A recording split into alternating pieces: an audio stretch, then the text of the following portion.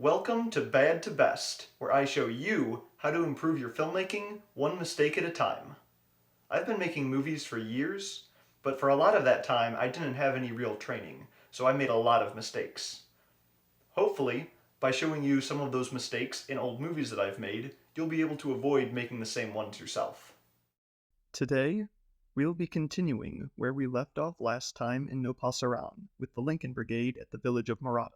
This conversation between a group of characters is a wonderful chance to talk about editing dialogue scenes. In this scene, the editing is rather choppy. The camera shows a character as they deliver a line of dialogue, then cuts to the next character as they deliver their line. There's no overlap in sound or visuals. Instead, there are just awkward pauses in between each line. Along that road.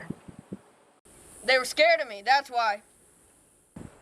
When editing a conversation scene, you want the scene to flow naturally. Now, this scene feels choppy and awkward, but it could be fixed using L and J cuts. Let me explain what I mean.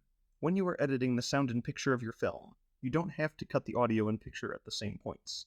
Instead, you can let the sound from one clip continue on into the next clip, or the picture from one clip continue going even though the next clip sound is started. These are called L and J cuts, respectively, because they sort of form the shape of those letters when you look at the movie timeline in an editing program.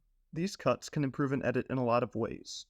First off, they can eliminate those awkward, unwanted pauses in between lines of dialogue. Secondly, they can show a character's reaction to another character's line as it is delivered.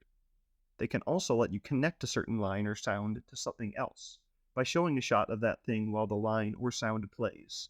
This can be used to add extra meaning in nearly any scene, not just in dialogue ones. In this next scene, Major Roberts delivers the orders to the brigade before they begin their first counterattack. Let's talk about acting. While acting ability will vary from actor to actor, it is the film director's job to work with the actors in order to get the performance they are looking for from them. If an actor does a poor job, it isn't necessarily their fault. Many times they were working with poor direction. In this scene, Major Roberts' speech is not very inspiring. We have been ordered to advance to the Jarama River along this road. He delivers it in a pretty monotone voice, although this does get better towards the end. However, this was not the fault of the actor in this case, but my fault as the director. The actor struggled with remembering his lines for this scene.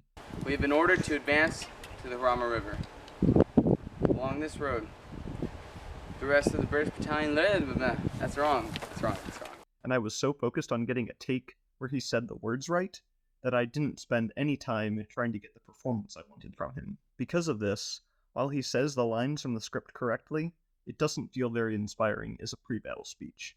As a director, you need to work with your actors. Help them to know what you're looking for in the scene, but don't just tell them what you want. This is called results directing, and generally leads to wooden or overblown performances. Instead, help the actors get into the mindset of their character. Ask them questions to make them think how the character would think in that scene. If they deliver a line in a way that you don't like, don't just tell them to do it happier or sadder or louder or so on. Lead them to get to the character's mindset so that they are embodying their character naturally, and they will give a performance that feels right, even if it wasn't what you expected at first. Don't be afraid to try out different things.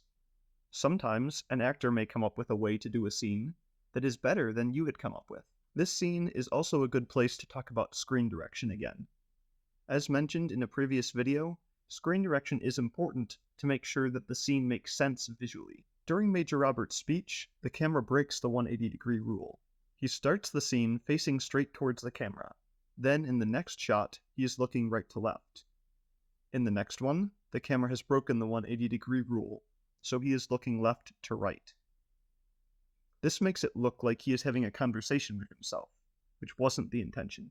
In the next scene, the acting is a bit better, but we return to the old issue of the actors looking right into the camera. This feels off-putting, even more so than in the earlier scenes because of how close the actors' faces are to the camera. As mentioned in a previous video, don't have your actors stare into the camera lens. We also have one of the most egregious audio issues in the film. Go right once! Well, right now you want to go back to Murata. This line would have been perfectly normal with a wind muff on the microphone. Instead, it is both awful sounding and difficult to tell what he is saying. As we talked about before, if you are recording audio outside, use a wind muff. So remember, when editing a conversation scene, use L and J cuts to get some overlap between shots. This will help the scene flow much more naturally. Take time to work with your actors in order to get good performances. Remember that good acting will require a time investment on your part, so don't be in a rush. And, when deciding where to place your camera, don't break the 180-degree rule. Do that, and you'll go from bad to best in no time.